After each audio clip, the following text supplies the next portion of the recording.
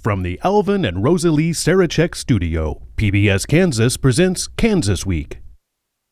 Coming up on Kansas Week, abuse allegations against a Wichita youth pastor lead to calls for legislation.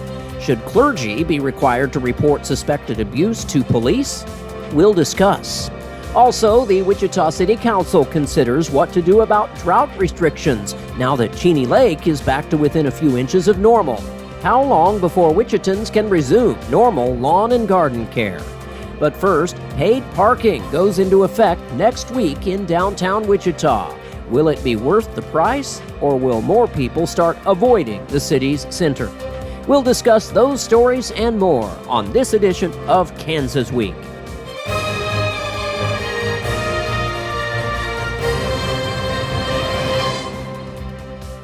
Hello and welcome to Kansas Week. I'm Jared Cerullo. Free parking once a selling point for getting people to visit, work, or live in downtown Wichita, but not anymore. As of Tuesday, Cake's Lily O'Brien has reaction as paid parking goes into effect in just a few days. What do you think about the paid parking changes? I don't really agree with them.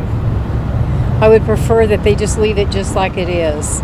Paid parking is around the corner for downtown Wichita. Parking meters are moving in, and the expectation of parking for free is on its way out. I think they're just trying to make more money, but I think there's better ways to do that than to charge people to park more. Starting July 1st, they'll be doing just that, enforcing parking and charging by the hour. And if it's paid, it does add a layer of complexity. Posted rates are $1 an hour, $5 daily in public parking lots, and $10 daily for public parking garages. Well, I think they're counting on a lot of people coming from out of town to help support it. I just think it's a bad deal for the people that live here all the time. Kathy Knorr and Bill Tout are two tourists who say the paid parking could definitely steer them in another direction. I'm not sure if we would have been actually had lunch at the place that we did if we couldn't have found free parking. So free parking as a tourist, in my opinion, is absolutely key. While the rates aren't as high as they've seen in other cities, they understand why some residents aren't happy with the extra dollars flowing out of people's wallets. I think it changes your paradigm of where you're going to go and what you're going to do, because even seeing a sign that says 2 hours strictly enforced, you're limited. You really can't see much and you want to get out of there, and you're always thinking, I got to get back to the car before I get a tow or a ticket. As crews mark X's on sidewalks and move toward the next few stages of installation, residents are savoring their last week of free parking. It would keep me from coming downtown. You know, like we just went to eat at the old Tasty Meal House over here. No, if I had to pay that kind of parking, I don't think we'd do it. In Wichita, Lily O'Brien, Cake News, on your side.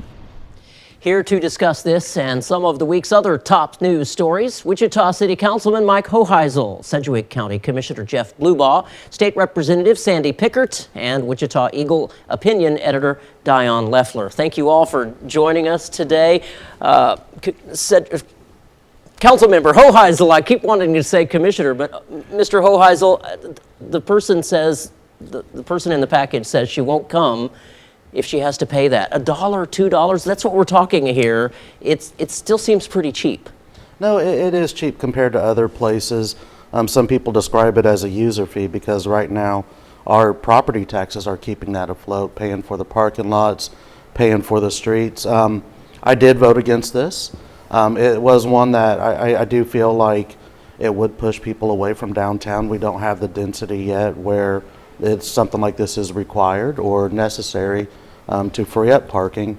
So it is interesting. It's going to be a process. We have had paid parking down there on a small amount earlier. We took those meters out a couple of years ago. So we'll have to see how this goes. I know there's plans for doing a CID in Old Town. So there would not be paid parking there if the CID passes, and we are not doing paid parking in Delano right now either. So this is an ongoing process. Again, I have a lot of concerns about it, but the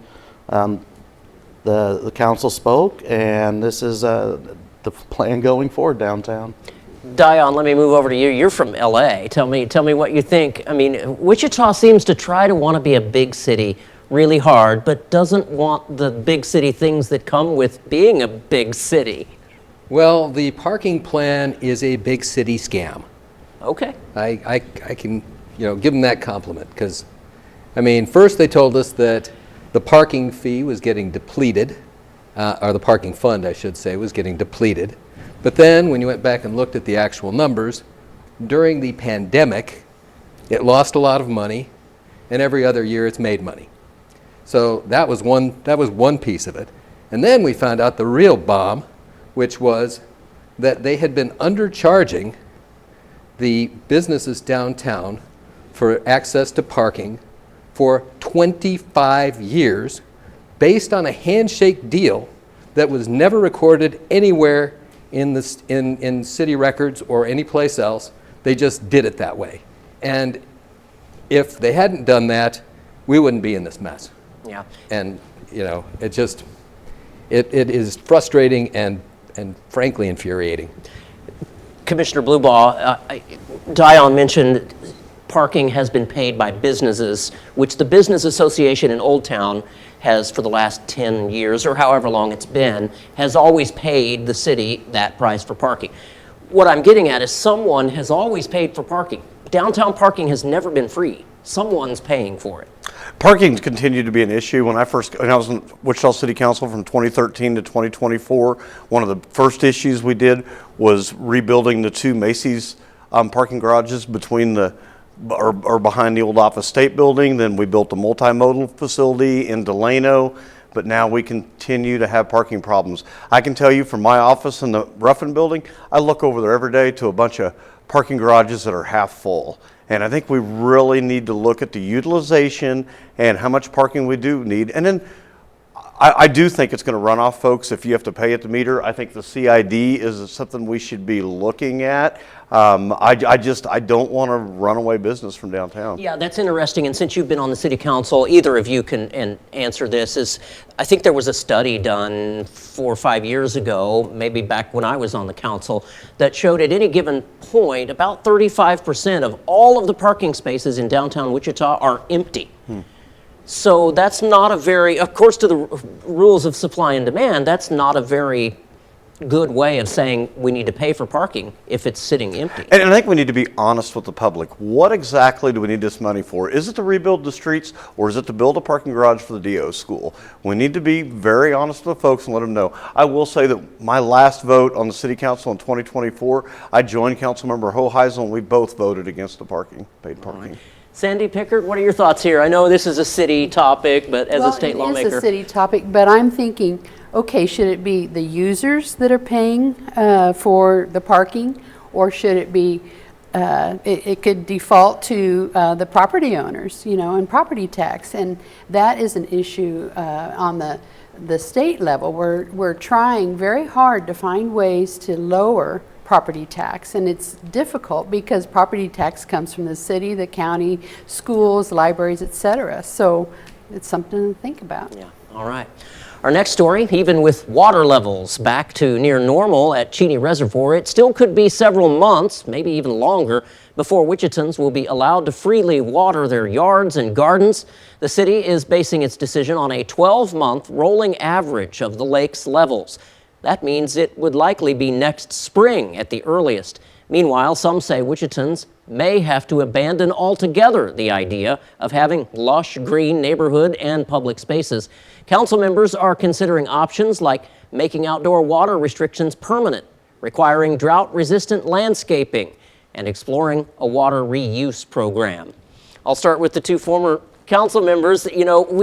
Just because Cheney Reservoir is back to full doesn't mean we should just be able to water our lawn. We have to approach this very cautiously. Absolutely, and I think this is the opportunity for the redundant system to work. Whenever we went out there for the sales tax that went down, we had to go back to the drawing board, come up with a different plan, and we decided to have a redundant system where we're finally putting the ASR, the wells up at Sedgwick, back into place. We're pumping the water back up in there, and then we end up with, this is very cyclic. It was 10, 12 years ago, whenever we were first running through the drought conditions, we run through them again. Now I'm hoping that once it's up and running, we have enough water in the system to prime, we get through the engineering issues, we can pump the water back up in the ASR wells, and hopefully we don't have to worry about water for 50 years. Councilmember Hoheisel, what are your thoughts? Well, first, I think we need to get through the summer. Depending on how much rain we get in the Cheney Reservoir, we could have at least 2 feet of water that disappear and evaporates over the summer months. I'm wanting to push full steam ahead on the water reuse. 25 million gallons a day is what we put back into the river. That is half of what the city uses on a daily basis. 50 million gallons a day is what we use as a city. I'm somebody who believes that droughts are going to be more common and harsher moving forward. And I really want to push through with this program that's being done across the nation and make sure that we set our city up for just success in the future and not having to go from drought to drought and emergency circumstance to emergency circumstance. Yeah. Dion, tell me your thoughts. Well, as you pointed out earlier, I'm from LA, and this isn't a drought. Yeah. You know, we know drought. Drought is when you're painting your grass green. Yeah. But, you know, Wichita, I don't understand it. Everybody's got to have a fescue lawn. Yeah. Fescue sucks up water like a sponge.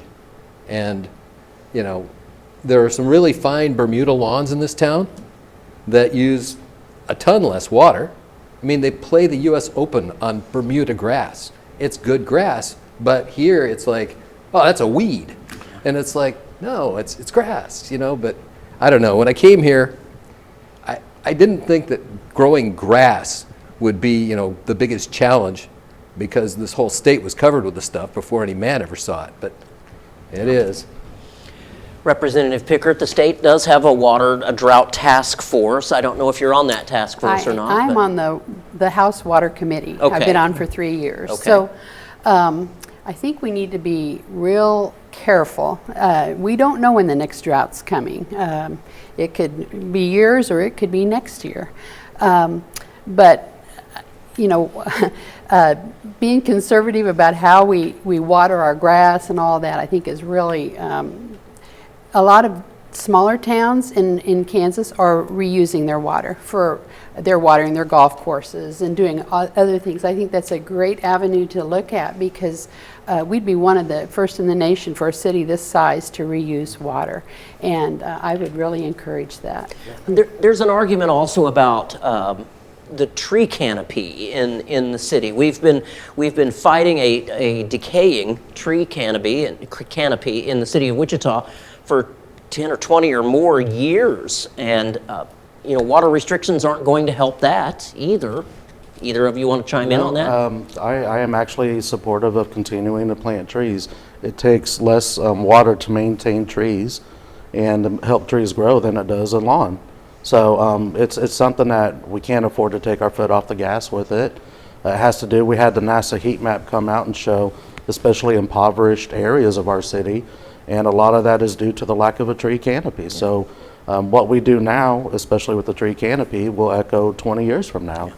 I'm curious, have either of you two seen how many trees we lost in these recent storms? It's tough to get a final count on that. I've seen a lot uprooted and just I mean, we swept lost away. trees. Yep.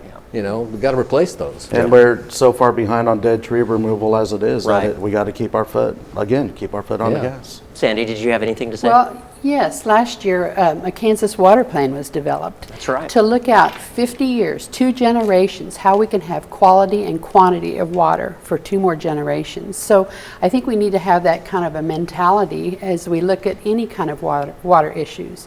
How can we look out for the future, not just this year? Yeah. All right. Mm-hmm. Survivors of child abuse at a Wichita church are now demanding action, not just from their church, but from state lawmakers. Eastminster Presbyterian revealing more than 20 children were sexually assaulted by a former youth director.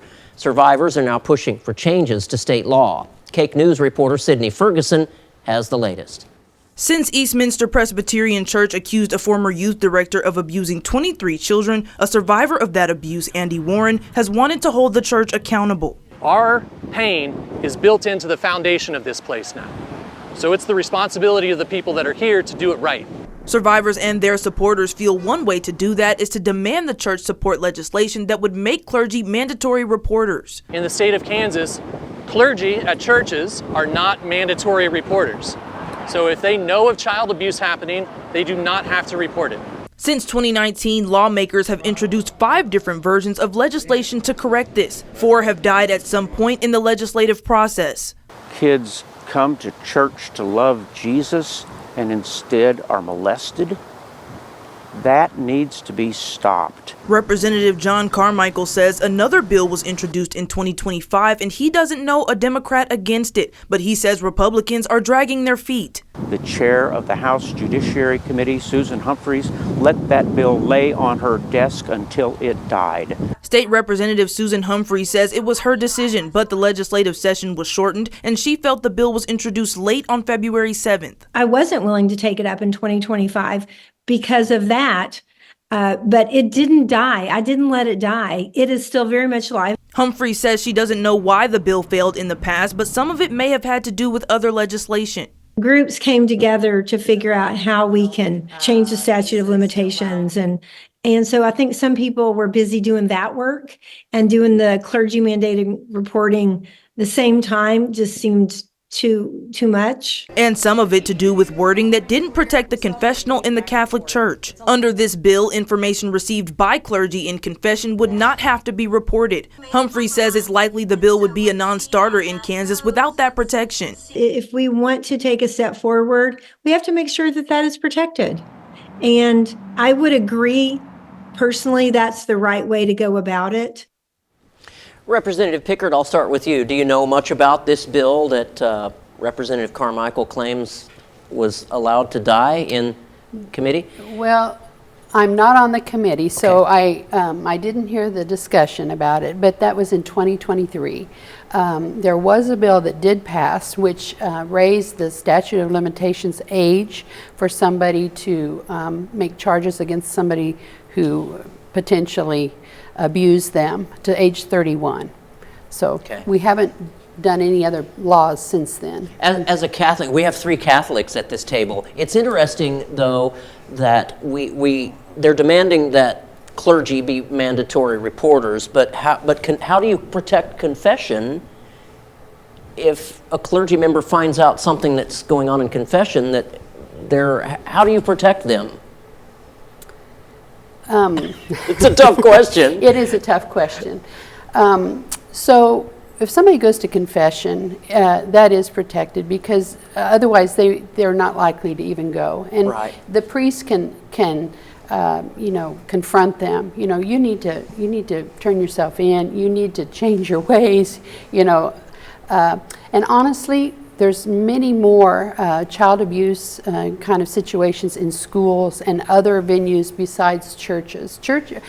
Nowhere is acceptable. I mean, it's a terrible thing to have happen. Councilmember Hoheisel? It's all about the kids. That's straight up just what we need to look at here. It's unacceptable. My religion dealt with it in a horrible way when it came up. And the bad thing about that is people were still allowed to continue and abuse children. People that we knew were predators. So we got to protect the children as much as we can. I respect the confessional. I respect the sanctity of it. I agree with Representative Pickard as far as priests kind of maneuvering in there, trying to make sure that they do recant their ways, they do turn themselves in, but at the same time, every institution that deals with children on a personal level should be mandated mandated reporters like that. Commissioner Howell? I'm sorry, Blue Ball. A child should be protected in a school, in a church, no matter where they're at. They should have that same protection no matter what. Whenever it comes to reconciliation, if someone is going to the confessional, they're asking for reconciliation. Part of that reconciliation process has got to be coming forward with that, and I hope the church is doing everything they can to encourage that. Go ahead, Sandy. Well, okay, so I've been a lifelong Catholic, Sure. And in the last 10 years, the Catholic laity have really come forward and demanded that there not be any priest abuse, and it's really decreased a lot. And right now, Catholics have set the standard, a gold standard, of how to deal with environmental safety. So, Dion? Well, proud United Methodist here. Yeah, right. But okay. our I mean, our denomination, our conferences have taken some very strong steps on this front. People cannot volunteer with children until and unless they pass background checks, and then they have to take training so they don't inadvertently do something wrong.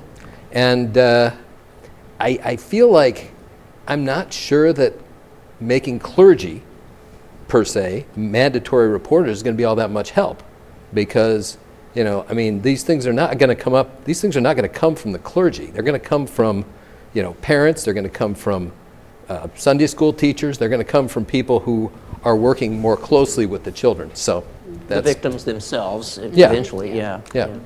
But there are times when the clergy does know what's Yeah. going Oh, on. there are. And there has to be a recourse for those who choose to be silent. But I think they're probably up the chain of who finds out when. And I will say the Catholic Church has taken similar steps. If you want to teach any kind of religion or catechism or anything, you have to go through the background checks. You've got to go through training. They're trying to put some options in there that need to be exercised to make sure that we keep those children as safe as possible. Right. Wichita's Ethics Board will revisit its findings against Mayor Lily Wu. It is the latest development in this ongoing story of the mayor being found in violation of city policy for not signing and reading a Transgender Day of Visibility proclamation back in March. The mayor and another complainant are appealing the decision before the Tuesday deadline.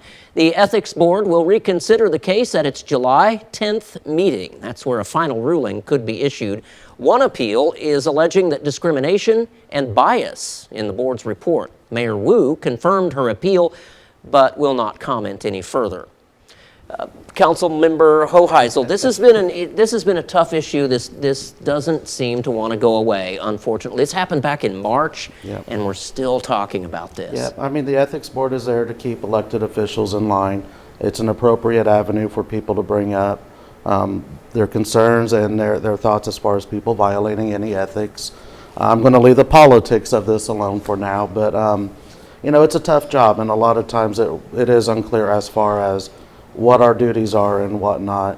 And so I would chalk it up as a learning experience, and I would hope that we can finally move on from this at some point, because there are more important things that we do have to focus on as far as our city goes. But it's very hard to leave the politics out of it, though. This is a very politicized argument. Commissioner? So Jared, I believe you were on the council with me whenever the ethics policy, and you know some of the concerns that you and I both had early on. Was this going to be used something as a political tool? Was it really going to try to find ethical issues, or was it going to be utilized for political ammunition and political gains and weaponization? And you look back now, how many staff dollars have we put in this? How much time have we put into this? How much this has been consumed by the media when realistically, we have ethical controls every 4 years, and the public knows what's going on, and if they do not believe that person is the one that should be in that seat, they vote them out, and we've watched it happen. Dion, you've written a couple of articles about this. Yeah, from the start, I have not believed that this policy that we have that says the mayor has to sign these proclamations and then their name has to be attached to it. I don't even think that's constitutional in the first place. I think it's a violation of the mayor's First Amendment rights. And this whole thing is such a mess. I mean, nothing says ethics like a great secret meeting. They go in, they go behind closed doors, they put out a report that somebody testified to something, and, we don't know what's going on, and it's just, I don't know. This whole thing is just a farce as far as I'm concerned. Yeah. Representative Pickard, have any thoughts on this one? I was in Topeka when this happened, and I've not followed it very closely, so I really don't have any opinion. I understand. We'll leave it at that. You're the smartest person at this table. Yeah. Our last story today, the 4th of July next week, fireworks will be lighting up Kansas. Fire officials are urging safety. In Wichita, non-aerial fireworks are allowed through July 5th, with aerials permitted July 3rd to 5th. From 10 a.m. to midnight on those days. Fire Captain Josh Roberts warning improper disposal and windy conditions can spark a fire. Residents are urged to soak their used fireworks, wear safe clothing, and report illegal use to the non-emergency line. That non-emergency line, not 911. With just a couple of minutes left here, this is tough. We've been talking about fireworks. It's a controversial issue, Commissioner. The rules did change this year. They're a little different. You know, this one time I'm glad I'm on the county commission and not the city council, because during the whole 4th of July times, it's you know, a lot of concerns with people with PTSD, their animals, a lot of people upset, and most of those are city issues, and I'm sure you feel it all the way through the holiday, and hopefully we're taking a step in the right direction, but it's still a big issue on both sides. People want their freedom to do fireworks. Other people do not want to be disturbed. They've got PTSD, their animals, so it's always going to be a pretty difficult situation. Councilmember Hoheisel, I think you had a decision in this recent change to the rules. Yes, sir. Well, we got to deal with what we actually have on the ground. We have to deal with the problems that arise. Anybody who stood on the front lawn over the last 25 years in the city of Wichita can see that enforcement and banning aerial fireworks is simply not working. Yeah. So we did allow for 3 days shooting of aerials. We increased the fines to $1,000 for the first time you get caught, $15 for the second, $2,000 for the third. We want to try and give people their time that they can shoot it, and try and be respectful. Recently the state did legalize year-round fireworks sales. We did ban that in the city. We do have concerns about that. Frankly, we won't be able to keep fireworks out of the city unless there is a statewide ban. Right. It always seems like, you know, no matter what city, whether it's Wichita or Garden City, we're kind of at the mercy of what the state law says or what other states around us say. You know, we're an hour to Oklahoma. Yeah. So no matter what, people are going to bring them in from another state anyway. Dion, any thoughts with about 40 seconds? Yeah, you know, the other day I went to the mayor's weekly press briefing, and they had a guy from the fire department up there, and he's like, fireworks season starts on Friday. And I'm like, dude, in my neighborhood, it already has. Right, yeah. You know, I mean, I'm sitting there at night, and it's like boom, boom, boom. Yeah. And it's like, well. All right, we'll leave it at that. That's a wrap for this week. Thank you so much to Mike Hoheisel, Jeff Blueboss, Sandy Pickert, and Dion Leffler for being with us today. I'm Jared Cerullo. Next week at this time, we'll be preempted by the PBS Capital 4th special. I'm Jared Cerullo.